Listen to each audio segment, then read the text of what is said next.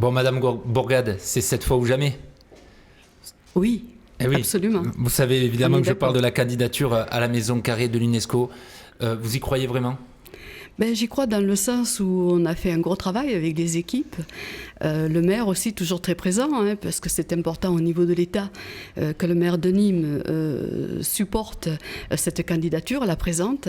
Et aujourd'hui, vous savez que l'État français donc, est prêt à présenter la candidature à la 46e session en 2023. Alors, en 2018, la candidature avait été refusée. Différée, pardon, sur l'ensemble de la ville. Mais en quoi, cette fois-ci, en ne misant vraiment que sur la Maison Carrée, ça a plus de chances d'aboutir ? Alors, c'est un choix qui a été fait avec ICOMOS International. À la suite du différé, le maire a demandé à rencontrer ICOMOS France, ICOMOS International plus exactement. Donc on rappelle juste pour ceux qui nous suivent, ICOMOS, c'est ceux qui aident les villes à déterminer ce qui est bien de présenter. Voilà, c'est international, donc c'est une espèce de jury et d'experts qui analysent votre dossier. Voilà, donc à la suite de ce différé et une rencontre donc, avec ICOMOS International et les services de l'État par le biais du ministère de la Culture, il a été décidé de présenter la Maison Carrée qui, à elle seule, pouvait remporter l'inscription. Mais qu'est-ce qui pourrait faire que ça ne marche pas en fait ? C'est ça la question qu'on a envie de vous poser. Si on est quasiment sûr que la Maison Carrée peut faire gagner vous le savez que c'est un temple romain dans un état de conservation exceptionnel. On a beaucoup de chance à Nîmes. C'est pour ça. Voilà. Donc c'est un temple unique d'ailleurs. Absolument. Donc également la valeur universelle exceptionnelle qui a été prouvée, parce que vous savez qu'on a des comités, des passages, 4 passages qui ont été validés par le comité des biens au patrimoine mondial de l'UNESCO. Ensuite, c'est l'État français qui s'empare de la chose, avec l'ambassadrice de France UNESCO. Enfin, il y a tout un déploiement de procédures assez carré, il ne faut pas se tromper. Donc, un gros dossier de près de 400 pages. C'est une espèce de thèse, finalement. On met 10 ans pour préparer un dossier de candidature au patrimoine mondial de l'UNESCO. Donc, tout ce travail nous permet de penser, parce que nous, Nîmes, bien sûr, on porte comme tous les Nîmois cette candidature. Mais après, il y a les instances, bien sûr. Et à partir du moment où le ministère de la Culture a approuvé le dossier par le biais du comité des biens au patrimoine, voilà, l'ambassadrice, donc, également avec nous, et enfin l'État parti, qui est la France pour nous, qui prend le dossier et est prêt à le présenter auprès de la session en 2023. Une question quand même, en 2018, toujours comme le disait Corentin, dans le parcours de cette candidature, le musée de la Romanité, finalement l'architecture moderne, avait déplu aux experts internationaux en patrimoine, parce qu'ils avaient rendu un avis défavorable, notamment parce qu'ils avaient expliqué, je l'ai noté, que la construction de cette façade moderne à proximité des arènes constituait selon eux une menace grave pour l'intégrité du patrimoine de Nîmes. Et là, on a presque envie de vous dire, la Maison Carrée face au Carré d'Art, qui bénéficie elle aussi d'une architecture moderne, est-ce qu'il n'y a pas un risque ? Non, pas du tout, parce que justement le choix a été fait sur la Maison Carrée et ICOMOS International, c'est très bien qu'il y a le musée Carré d'Art. Moi, j'aime bien reprendre l'expression du maire de Nîmes, Jean-Paul Fournier, qui dit 2000 ans d'architecture qui se font face. Moi, je trouve ça, c'est extraordinaire. Donc pour vous, ça ne posera pas problème ? Non, ça peut pas... non, c'est pas un problème. Non. Moi, j'ai une question à Marie Bourgade dans ce cadre. Je vous en prie, Hugo. C'est pour ça que je me permets de la poser. Est-ce que l'UNESCO ne recherche pas plutôt des questions, un travail sur la culture plutôt que sur le tourisme ? Et on a l'impression que la candidature à l'UNESCO est surtout axée sur le tourisme plus que sur un projet culturel. Non, alors, moi je le dis depuis de nombreuses années, parce que vous savez qu'on est dans cette démarche depuis très longtemps. Pour moi, la notion, lorsqu'on est inscrit sur la liste du patrimoine mondial de l'UNESCO, c'est le partage et la transmission. C'est pas le tourisme. Et d'autant plus qu'avec mon collègue, je vois le crocodile qui vous a offert, Xavier Doué, voilà, qui le dit bien, il y a un travail pour le flux touristique.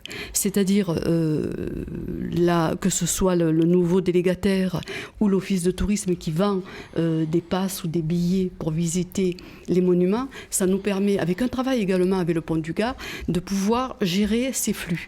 Ça, c'est très important et c'est très apprécié par l'UNESCO.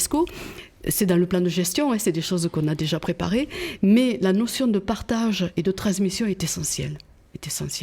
Un mot sur une contrainte quand même, c'est que l'intérieur de la maison carrée est fermé. Est-ce que vous avez bon espoir d'une réouverture rapide ? Ben oui, vous savez pourquoi elle est fermée. C'était prévu d'ailleurs même avec l'ancien délégataire. On est en train de revoir le ciment qui est autour de la cella, et les peintures également.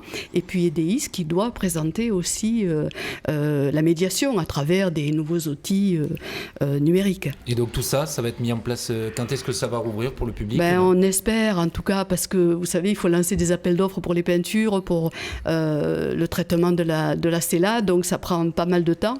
Et du coup, je pense d'ici le début de l'été, mai-juin, on espère que la maison carrée sera ouverte au public. C'est vrai que c'est important. On a encore des questions sur l'UNESCO. On va parler du patrimoine nîmois. On va donner la parole à Jean-Baptiste qui va vous poser sa question. Oui, Madame Bourgade, j'avais une question un peu plus large qui touche votre mandat de conseiller régional. Je voulais savoir, on parlait de patrimoine, de culture, à votre sens, quelle politique culturelle, patrimoniale, d'envergure interdépartementale à l'échelle de la région, la présidente Delga pourrait-elle mettre en œuvre au-delà des subventions classiques qu'elle accorde pour les projets il y a déjà une chose de très importante à la rencontre. Je trouve qu'elle manque un peu d'ambition. On l'avait senti dans votre question, Jean-Baptiste. Je rappelle que vous êtes chez les Républicains. Non, mais c'est vrai que ça. Non, mais je dis pas qu'elle tout fait tout mal, mais c'est vrai que c'est un domaine où on entend un petit peu moins l'exécutif régional. Donc moi, là où je me réjouis, c'est que ce soit Carole Delga, donc présidente de l'Occitanie, ou Madame Périgaud, présidente également des départements du Gard, s'associent pleinement, elles ont écrit au maire, s'associent pleinement au soutien de la candidature au patrimoine mondial de l'UNESCO. Donc, déjà, ça, c'est une preuve d'ouverture sur la présentation de cette candidature. Pour moi, c'est essentiel. Quand je vous parle de transmission aussi et de partage, il se situe à ce niveau aussi. Voilà. Bon, on va revenir à... Non, mais c'est à l'échelle de la région, savoir si... Parce que c'est vrai qu'on a quand même une région qui est assez variée, entre les Pyrénées, la mer, on a quand même beaucoup d'atouts, c'est vrai que j'ai l'impression. Qu'est-ce qu'on pourrait mettre en œuvre pour lier tout ça et le vendre aux autres Français, aux autres régions, aux touristes étrangers ? C'est vrai que l'Occitanie fait partie des régions où il y a le plus de biens sur la liste du patrimoine mondial. Bon, on vous laissera poser la question directement à Carole Delga. On va continuer, Corentin, je vous en prie. Sur la maison carrée, alors lundi, Objectif Gard a fait un début de semaine a annoncé Franz-Olivier Gisbert serait l'ambassadeur de Nîmes pour l'UNESCO. Pourquoi ce choix ? Alors ce choix, c'est le maire qui l'a fait. Vous savez qu'on avait le festival de la biographie. Fogg, comme on l'appelle, donc était présent. Pour les intimes. Oui, pas les intimes. Et donc vous lui avez demandé à ce moment-là, monsieur le maire ? Monsieur le maire, oui, lui a posé la question. Il était ravi. Et vous pensez que c'est un bon choix ? Oui, tout à fait. Pourquoi ? Oui. Parce que déjà, il aime beaucoup Nîmes. Il aime bien sûr les monuments antiques, il a dit, et ça lui fait très plaisir qu'on les choisit. Il y en aura d'autres, mais qu'on les choisit pour nous aider à porter cette candidature. Finalement, c'est... vous savez qu'il est journaliste, donc il est très connu, donc c'est bien d'avoir quelqu'un comme ça qui peut parler de la candidature aux Français. Oui. C'est important. Stéphane Bern aurait refusé ? Alors Stéphane Bern, on l'a rencontré aussi. Alors Stéphane Bern, il a voulu être très honnête, il m'a dit, je vous assure, je peux pas, je suis très très occupé, je ferai pas bien le job. Donc c'est pour ça qu'il n'a pas, sinon il était ravi aussi, très honoré de la demande. D'autres personnalités sont attendues et qui porteront aussi. Vous savez qu'on est à près de 18 mois du passage à la 46e session. Donc d'ici là, on aura des rencontres. En fait, la question, c'est plutôt de dire, probablement que par rapport aux autres fois, là, on mise aussi sur une question de lobbying. C'est-à-dire qu'on essaye de dire à un moment donné, il faut aller chercher des personnalités nationales, pourquoi pas demain internationales, qui vont porter la candidature nîmoise. On l'avait peut-être un peu moins fait en 2018. Mais ce n'est pas une question de bonne ou mauvaise stratégie. C'est en tout cas celle qu'on a le sentiment que vous souhaitez adopter. Pas vraiment. D'accord, les lobbying, c'est pas mon truc. Donc voilà, non. Vous savez que sur la candidature précédente, effectivement, on avait beaucoup de grandes personnalités qui avaient souscrit à l'adhésion, du soutien. Moi, je parle toujours de Jean d'Ormesson parce que pour moi, c'était un grand monsieur. Donc on avait Johnny Hallyday, on avait des gens de toutes... c'est dans ce sens. Mais après, le lobbying, non. Ça c'est l'ambassadrice qui fera son travail, qui fera son job. C'est l'État français aussi. Voilà. Mais si on cumule un peu les personnalités qui jouent la carte de Nîmes, ça n'a pas un impact pour vous ? Oui, bien sûr, c'est toujours bon d'avoir des personnes qui aiment la ville. C'est pas l'essentiel. Allez, Corentin, on avance. Oui, un mot sur les autres enjeux de la ville et de votre délégation. Qu'est-ce que vous pensez des premiers pas du nouveau délégataire EDEIS ? Ce que j'en pense ? Oui. Écoutez, il suit le programme qu'on lui a donné, donc c'est ça qui est important. Vous les attendez un petit peu au tournant cet été ? Ils ont annoncé pas mal de choses, de nouveaux spectacles. Il y a, dans les quand arènes. vous appelez que je les attends au tournant ou que nous les attendons au tournant, c'est-à-dire, je pense qu'il faut en faire du bon boulot, puisque ça ressemble étrangement quand même à ce que Culture Espace faisait, et ça marchait très bien. Donc, C'était pas votre choix, EDEIS, on peut le dire ce soir. Vous étiez favorable à poursuivre avec Culture Espace. Non, mais vous savez, il y a une décision qui a été prise. Il y a un règlement, je la respecte tout à fait. Donc aujourd'hui, c'est EDEIS, il faut travailler avec. Et je pense qu'ils ont envie de faire des bonnes choses. Mais vous attendez quand même de voir ce que ça va donner après dans les faits, quoi. Mais comme nous tous, lorsqu'on va aller aux grands jeux romains qui ne sont plus les grands jeux romains, il y a des reconstituteurs, il y a Éric Tessier qui est là, on reprend des personnes quand même de qualité qui vont travailler sur ces grands jeux. En tout cas, ce que nous explique particulièrement Frédéric Pastor, et d'ailleurs il était dans cette émission il y a quelques jours, c'est qu'EDEIS veut mettre les moyens pour Nîmes. Oui, moi je m'en réjouis. Ce qui est important, c'est effectivement qu'on ait des personnes, des touristes et autres, des Nîmois d'ailleurs, aussi des Gardois, qui viennent voir le spectacle et qu'ils en aient plein les yeux, surtout les enfants. Donc c'est important. Allez, Corentin. Quels sont les projets globaux qu'on peut citer autour du patrimoine antique justement de Nîmes ? Quels sont les projets prévus dans les années à venir ? Alors, ce qui est très important, vous le savez, ce sont les restaurations. Notamment sur les arènes, c'est énorme. La Maison Carrée s'est faite de 2006 à 2010, c'est une façade par an, donc ça a duré 4 ans. Voilà, c'est des gros chantiers suivis. On a un calendrier un peu sur les arènes, on voit que ça avance, mais c'est vrai que c'est très long. C'est très long, c'est un travail minutieux par des gens extraordinaires. Non, c'est jusqu'en 2034, l'amphithéâtre. Et oui. Ah ouais, c'est... Sur ce plateau, il y a quelques semaines, Sophie Roule, l'adjointe à la ville en charge de la culture, a laissé la porte ouverte à une candidature en 2026 pour la mairie de Nîmes. Une femme maire de Nîmes qui fait écho finalement au débat que nous avons eu il y a quelques instants. Est-ce que ça serait une bonne idée ? Une femme se présente ? Elle soit maire de Nîmes en 2026. Absolument. Oui, ça serait très bien. Après, vous savez que c'est les Nîmois qui choisiront. Mais qu'est-ce que vous pensez de la candidature de Sophie Roule ? Il a laissé entendre à demi-mot, en tout cas, sur ce plateau. Pourquoi pas ? Et vous pourriez y aller ? Non, pas du tout. Vous avez de l'expérience, bonne connaissance des dossiers, vous êtes proche de Jean-Paul Fournier, vous êtes l'une de ses plus grandes adjointes fidèles. Oui, mais justement, lorsque Jean-Paul Fournier quittera, donc il a dit, c'est son dernier mandat, et ce sera mon dernier mandat. J'étais très fidèle, j'ai un grand plaisir de travailler pour lui.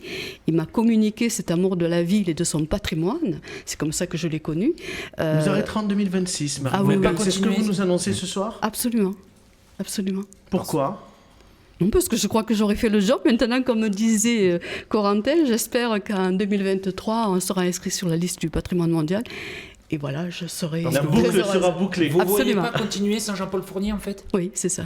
D'accord. Vous y êtes très attaché à ce point-là ? Oui. Moi, je me suis engagée parce que c'est un homme, mais vous allez me dire... Qu'est-ce qu'il laissera comme trace, Jean-Paul Fournier ? Beaucoup, pour vous ? Beaucoup. La ville a beaucoup changé. Pour moi la ville a beaucoup changé et c'est son amour pour la ville, justement. Vous le savez, toutes les restaurations, les visites pour tous, ça trace. Les places, toutes les rénovations qui ont été faites, la ville ne circule plus en voiture, c'est lui. En fait, les plus grandes choses qui ont été faites dans la ville de Nîmes, c'est lui. Le musée de la Romanité, c'est énorme. Le palais des Congrès qui va bientôt arriver. Voilà, donc tout ça me va très bien. Quelquefois, on dit qu'il y a des tensions un peu au sein des services de la ville, entre élus, des fois c'est un peu compliqué, entre la ville et l'agglomération de Nîmes. Est-ce que ça vous le mettez complètement de côté, ou est-ce que vous dites que c'est peut-être un peu dommage parce que c'est le dernier mandat de Jean-Paul Fournier, que les choses pourraient se passer de manière peut-être plus simple ? Non, moi j'ai aucun problème. J'ai encore vu Jean-Paul Fournier tout à l'heure, on a discuté. Je parle pas de vous, hein ? Oui, non, je mais... parle globalement. Oui, mais j'ai mes collègues, il y en a, ça fait plus de 21 ans qu'on travaille ensemble, donc on se connaît bien. Ça se passe bien. Évidemment, il y a des nouveaux, il faut les connaître. Vous savez qu'avec cette crise, on a du mal à se rencontrer. On fait les réunions un peu distantes. Je le vois avec la région également. C'est un peu compliqué. Mais tout le monde est prêt à... Notamment Daniel Jean Valade, qui pourrait être un appui aussi pour vous accompagner dans ce projet de candidature UNESCO. On sait qu'il a géré la culture pendant très longtemps. Non, mais Daniel m'accompagne, Sophie aussi, Xavier Doué également, Frédéric Pasteur, non, on travaille vraiment ensemble. C'est trop important. C'est un dossier du maire aussi, il ne faut pas l'oublier, hein, c'est lui qui le porte. Hein. Qui pour vous, juste une toute dernière question, qui pour vous serait le meilleur candidat pour succéder à Jean-Paul Fournier? Qui voyez-vous? Bonne question, mais... Julien Pentier, Franck Proust... Sophie Roule, vous m'avez dit, peut-être. Ah oui, non, honnêtement, on n'en est pas là, on a encore 4 ans avec Jean-Paul Fournier. Hein, donc... Mais la question se posera. Oui, absolument, puisque c'est son dernier mandat. Donc non, mais là, j'ai pas de choix à ce jour.